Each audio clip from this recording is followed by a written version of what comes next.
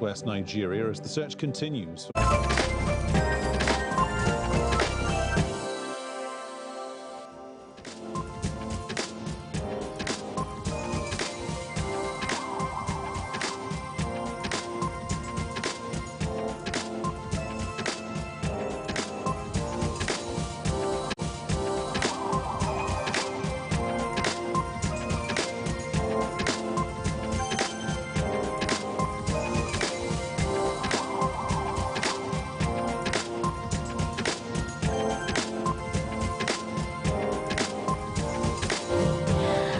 A very good morning to you wherever you're catching us from. This is Morning Express. Thank you for making the time to join us today. We shall take a look at what's making headlines locally and internationally and bring you the latest, keep you updated, making sure you start the day right. My name is Trix Ingado. And I'm Jesse Rogers. Welcome to the broadcast. It's always a pleasure to have you with us as we get to kickstart the week in style. It's been a busy weekend, going forth into an even busier week. Kabuchai Matungu by-elections are slated for March 4th.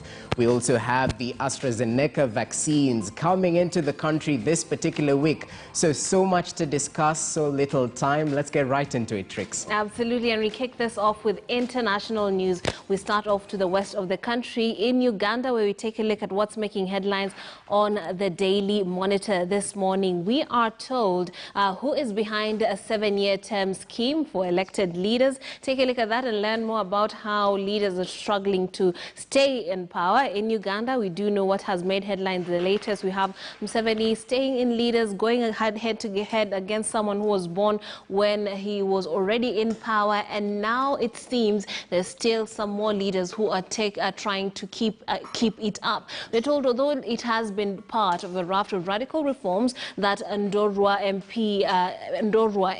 East MP Wilfred Niwagamba proposed, the extension of tenure for all political officers for 5 to 7 years has.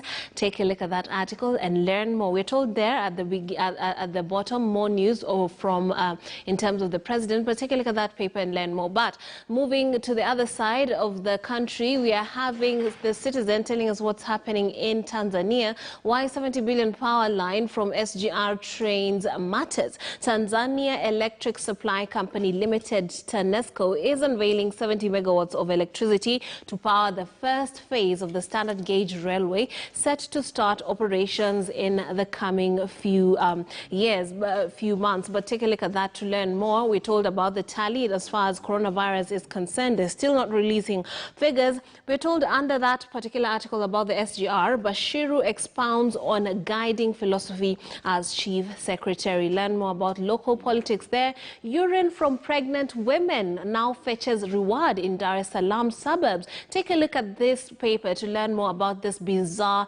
headline that has been making people shocked for the past few days. And on to Rwanda. Let's learn more about what's happening there. U.S.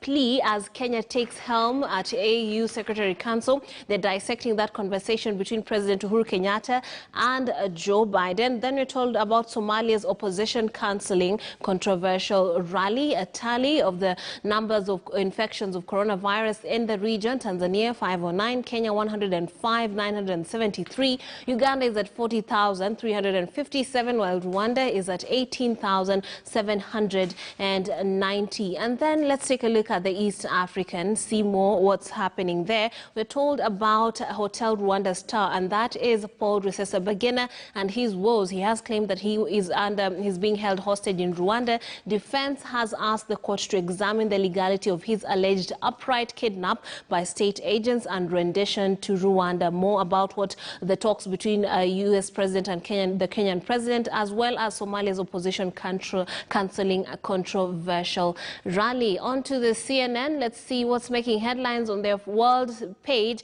We're told about the massacre in the mountains. This has to do with what's happening in the Tigray region. U.S. calls for withdrawal of Eritrean troops in Ethiopia following investigations into massacres. The victims are being pictured. Their correspondent speaks to migrants making dangerous journey to the U.S., and at least 18 people were killed in Myanmar protest. This is according to the UN. Take a look at that. Learn more what's making headlines internationally, but what's making several headlines locally has to do with the coronavirus, local politics, as well as a lot to do with the education sector. Now, joining me for this conversation is Stephen Wakesi, who's joining us via Zoom. Stephen Wakesi is a public policy analyst, as well as Arthur Adera, former legislator and a regular here on the show. Welcome to the show, gentlemen. Now, let's take a look at the locals, and I'll start off with these stories that have to do with local politics. Now, we're told on the front page of the Standard this morning, Ruto answers Uhuru, battle for Mount Kenya vote. After President Kenyatta accused him of raiding his backyard through the back door, the DP, Ruto, returned to Mount Kenya yesterday and declared that nothing would stop him from touring the region because his name was on the ballot, just like Uhuru's. And there are people, this is according to the DP, there are people who have issues with me when I go around the country, but I wish to remind them that my name was on the ballot, and like Uhuru, I also took an oath of office. When I tour, I only fulfill my mandate. Honorable Odera, what do you make of this continued back and forth between the two camps? It's going to get toxic, I think. Hasn't it already? It has. It's going to get even more toxic. Yes. And I think that this is getting to a point where now some people may think that it's a declaration of war. I think the DP has been, trying to make things look normal, trying to make the relationship look okay. It's come a time now when he thinks it works for him to say, oh, you know what, you're against me, oh, so let's go for it. But if you look at that response of, nothing will stop me because my name was on the ballot, he could easily have said, which is the more mundane, obvious thing, he could easily have said, look, nothing will stop me because it is my constitutional right. But he chose to say, because my name was on the ballot. Yes. What does that really mean? Is he equating himself to the president? Is he saying that, look, I played a part in your presidency, I brought you where you are, and therefore you owe me, you have no right to stop me, and the people of Mount Kenya must look at me not as someone fighting Uhuru, but someone who helped put Uhuru where he is now. Right. And I think that's the unstated message in that response. Okay. Stephen, what do you make of this one? Thank you, Chicks. Morning from Boyd. I can just say from what I assess what is going on is that the Deputy President has felt that it's important that he's recognized as somebody who has gone through the trenches with His Excellency the President. I know it's a tough time for him, and I know there have been a lot of calls to try and stop the vigor with which he's approaching the bid towards 2022. But I think the fact remains that the reason why the Deputy President feels that it's important for him to raise his head high following the outcome of the 24 county assemblies passing the resolution towards BBI. It gave a new jolt to the Kieleweke team that felt that this is a clear show that he cannot be able to marshal enough support in the country to be able to mount a successful run come 2022. So I think it's important for him in terms of being able to speak to his own supporters and people who are supporting his bid that the fight is not yet over, and that he is not to be considered as somebody who has absconded the ballot come 2022. And I think that's why he's very boisterous with the assertions that he has made over the past few days. What about the choice of words, as Honorable Odera has pointed out? What do you feel about those? The choice of words, this is politics. It's a man's game. You have to be able to show that you are courageous enough and bold enough. I think the choice of words on the candidate side, he's been very imperative on the point that the presidency cannot be split. The ticket was a joint ticket, and his name was actually on the ballot. There's no lie to that. So I believe his reason why he used those particular words, because there have been teams that have been saying that he brought no value to the ticket. And I think the reason why he really insists on it is so that people know that whenever the voters were going to the ballot, his name was actually being visible, and that's why they even voted for him. Yeah.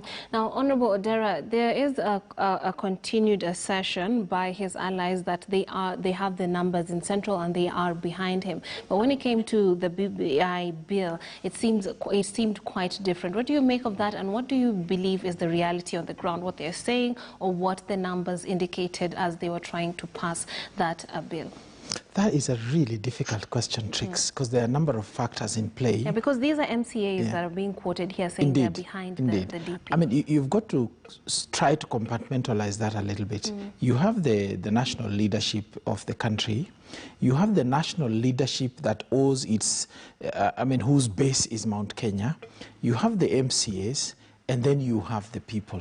So in terms of the process of making sure that BBI then results into constitutional changes. Right. The county assemblies have done their bit. Well, before that, the BBI team did their bit. The two principals pushed it to where it is. It will go to the National Assembly and Senate. That is really a dead rubber match, if you ask me, because they can do nothing about stopping it, even if they wanted to. So it will go to the people in some form, and then the people will have to decide. Whether or not the mood of the MCAs reflects the mood of the people, we do not know for a fact. There have been voices, but I know that, the politics of Mount Kenya is done quite a lot in whispers, not so much on the microphone like in a lot of other places. There will be whispers in Mount Kenya, and I think that the message that is being pushed by the president now and those close to him is about the benefits that the actual material benefits that the BBI delivers to Mount Kenya, and they are immense. There are immense benefits that come with the BBI for Mount Kenya, and Mount Kenya being a region of practical, business-oriented people, my hunch is that they are likely to listen to that message. Okay. Now, Philip Magal is a lawyer. He's joining us also via Zoom. Philip, we're talking about one of the stories that has made headlines. On the front page of the Standard, you're told Ruto answers Uhuru. And this is there's a quote by the Deputy President where he says, there are people who have issues with me touring parts of the country, but I wish to remind them that my name was on the ballot, and like Uhuru, I also took oath of office. So he's trying to say that it is within his right. And he further says or asserts that he is fulfilling his role as Deputy President by touring the country. What say you about this story? I think, of course, he's very much within his right to visit any part of the country, but then again, we have to remember the matter of tactics, and I think this is strategically faulty for him, because one, he's saying this in Uhuru's backyard, and number two, we know that he's not touring the region as a VP, as a DP discharging his duties. Instead, he's out there campaigning. So I would advise that he exercises caution, especially when he goes back to the president's backyard and directs him.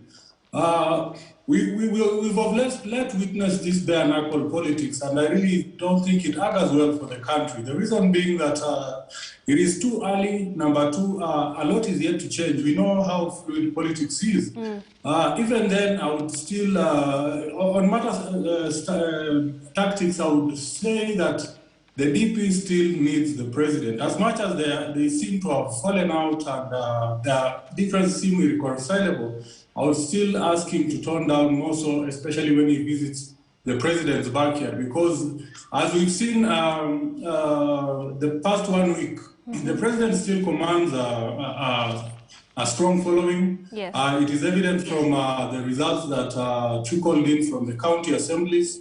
We remember when the president visited Sagana, there are videos of MCS purportedly throwing and littering the place with the BBI report. And the argument or what the Tanga team tried to portray was that these people are not with the president. But come the Super Tuesday, we saw that all the 10 counties within Central Province voted almost to a man for the BBI. So I would like caution on his part. Okay, Mr. Mokesi, also, tell us what you think about that factor that Mr. Magal has talked about, the fact that he's asserting that he's fulfilling his mandate as the Deputy President. But Even with recent reports that he's not even allowed to attend key meetings. So it seems like he's having a very weak hold onto those roles. So when you see him touring the country, does that, in your view, fall within the bounds of a deputy president in this country fulfilling his role?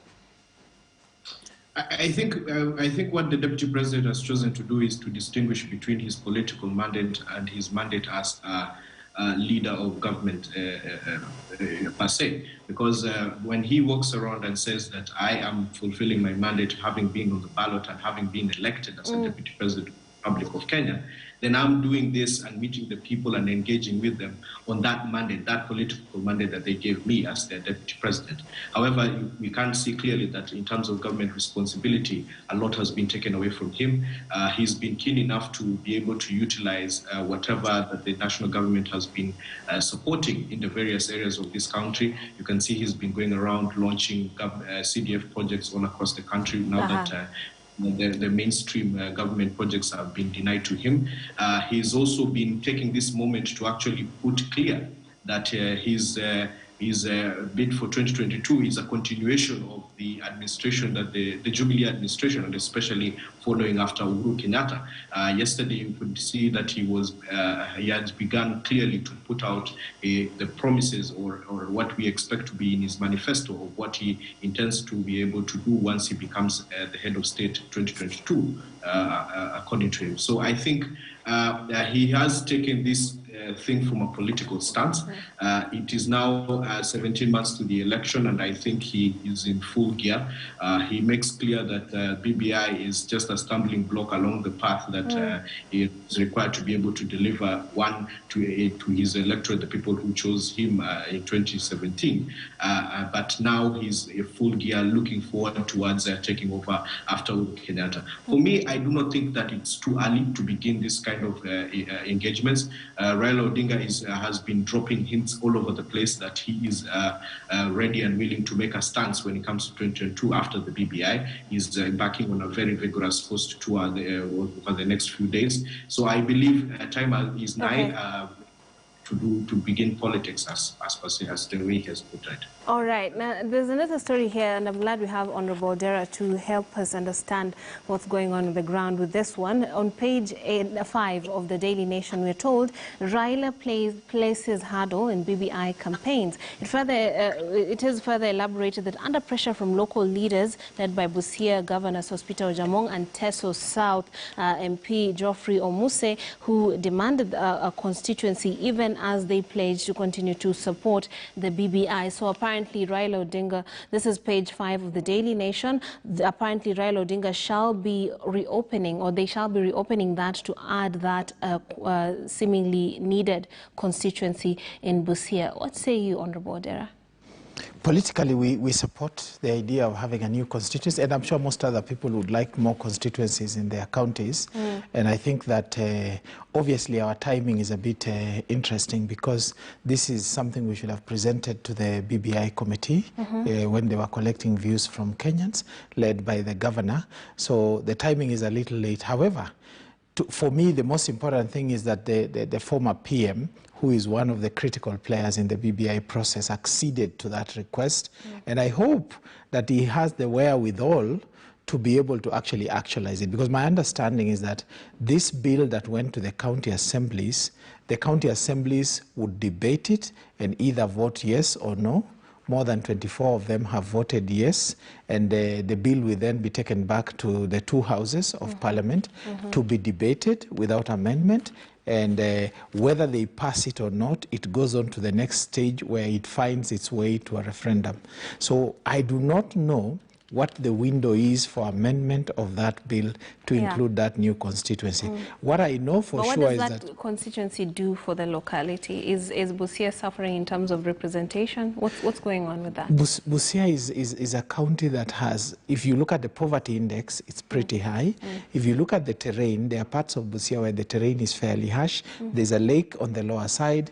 There's near a mountain on the northern side, and sometimes the terrain is extremely harsh, and delivery of services then becomes a challenge that requires an additional area so that you enable local leaders to be able to focus and deliver services to wananchi. You could have an area that is not very large in terms of area, but the terrain is so harsh that you to be able to access, you find a situation where accessing like 1/3 of the constituents becomes extremely difficult. Okay. So that requires, I think it needs another constituency. As I picture it, I thought about it. It is very difficult to see the window that the former PM will use to deliver that constituency before the boundaries review, which I am made to understand is due in 2024. Okay, Philip Maga, what do you make of that? Each and every county are yearning for one more additional constituency. We've equally been promised one additional constituency in West Pokot, and we hope that they deliver. And that is one of the selling points of BBI. Of course, I don't think that at this point the Honorable former Prime Minister Raila Odinga can do much on that front. This is the... I hope that going forward that we know that the process is closed and that there are no more amendments that can be made to the proposed constitutional amendment bill.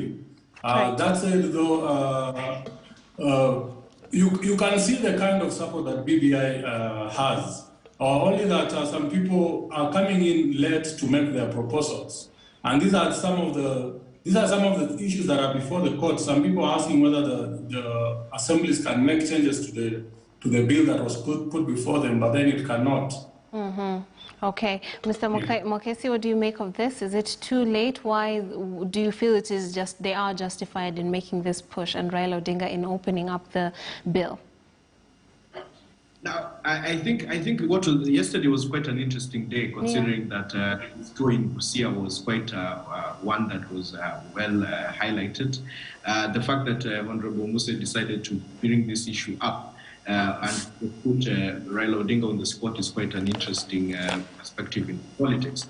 And Raila, not being one to lose a moment, he took that moment by the horns and actually made a declaration that there has been a delay in the government printers to allocate these extra constituencies that have been left out.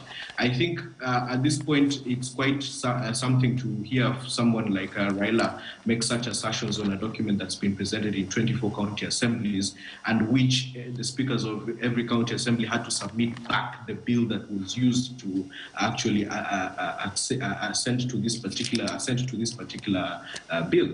So I would find it very difficult how Raila would be able to pull off this addition of constituencies. I know we have 6 months after the referendum has passed for IBC to delineate these additional constituencies, but to say that we're about to add about 3 or 4 more constituencies to a list of 70, I find it extremely difficult. But again, this is politics.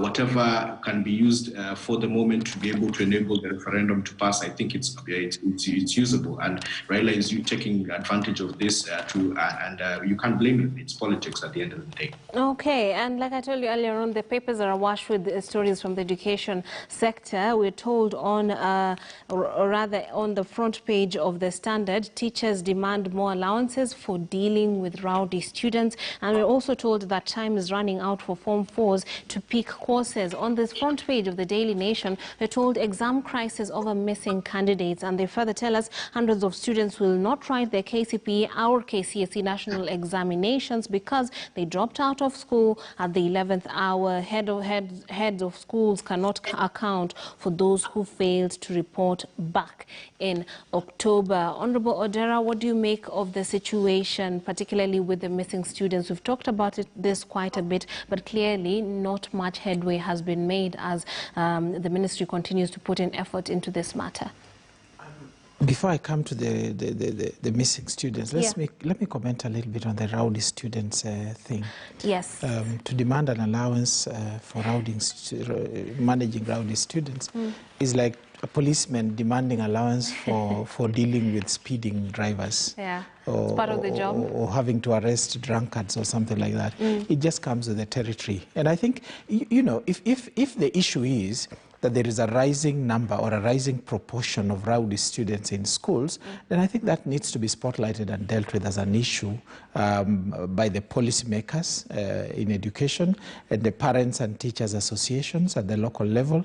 And I would imagine that that's something that's a reality in today's life. But an allowance for dealing with rowdy students, I think, is off the mark. Yeah. Is something that shouldn't feature because it comes with the territory. On missing students, you know, there are so many different factors that could be in play, including teenage pregnancies, including, you know, students finding an income, including poverty, including even, you know, human trafficking, perhaps, or these students just grew into a space in their lives or a stage in their lives where they feel, you know, we are beyond being students, what are we doing here? And decided either to get married or to get an income, or there was an employment opportunity that took them on, whether as child labor or they are adults now and they can, you know, rightfully, constitutionally get a job and take care of themselves. But I think that 9 months, what it underlines to me is that those months that the students stayed at home was a long, long time in a student's life. And it was so disruptive that now we are seeing the cost of it in terms of the missing students. That, however, if you consider day schools and working as they should, I mean, the teachers and the heads of schools working as they should with the local administration and local churches and parents and the communities generally, it shouldn't be too difficult to know what's happening to these students. Absolutely. Because I think that as a minimum, what the Ministry of Education needs to do is to at least have the statistics. What if they went and can't come back? Where did they go? So it's important to feed that information back. And in terms of policy making, should anything like that happen in future? And by the way, I would hazard that what happened in those 9 months, the proportion is high, but it tends to happen in smaller proportions during holidays, when students are at home for holidays. And we need to be able to track that and have statistics on that, understand where those students went, and try to deal with those issues that pulled them away from their schooling. Yeah, and the article actually tries to give us some numbers to explain where these students have disappeared to. We're told 7,600 girls got pregnant within that period, and apparently we are having some of the boys dripping in wealth because they took on border operations, and now they are making a living for themselves. Take a look at page 8 and 9 to learn more. We shall come back with views from Philip Magal and Stephen Mwakesi, but for now let's take a short break.